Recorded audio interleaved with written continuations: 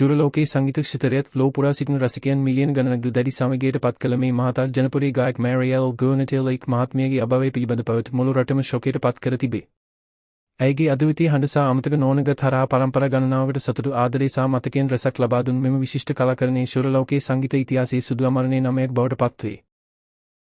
තරුණ වයේ සිටිම සංගීත ලෝකයට පිවිසේ ඇය දශක ගණනාවක් පර අඛණ්ඩ කැපවීම දක්ෂතාව සහ මාංශය තුලින් ශ්‍රී ලංකාවේ වඩාත්ම ගෞරවයට පාත්‍ර වූ ගායිකාවන් අතරින් එක් අයෙකු ලෙස තම ස්ථානය තහවුරු කළේය.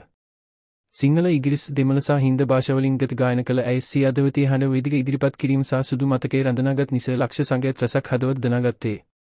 වේදිකාවෙන් පිටතදී ඇයගේ නිහතමානීකම්, කරුණාව සහ මනුෂ්‍යත්වය නිසා සිසු කලාකරුවන්ගේ සහ රසිකයන්ගේ ගෞරවය දිනාගත්තේ.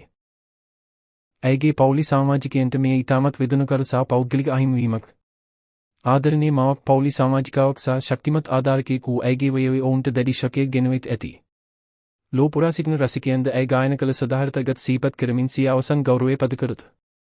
සාමාන්‍ය ආරම්භයකින් ශූර ලෝකයේ සංගීතයේ සුදුතුනක් තුරුවක් බවට පත් වූ මෑරියල් ගෝනටෙල්ලෙක් මහත්මියගේ ජීවිත ගමන් කැපවීම, උත්සාහය සහ දක්ෂතාවය මගින් සිදු කළ උරුමයක් ගොඩනැගිය හැකි බවට විශිෂ්ට ආදර්ශයක්. ඇය ගායන කළගත් සංගීතයට කළ අමල සේවය සහ රසිකයන්ට ලබා දුන් සතුට සිදු කාලයටම ජීවමාන වන ඇති.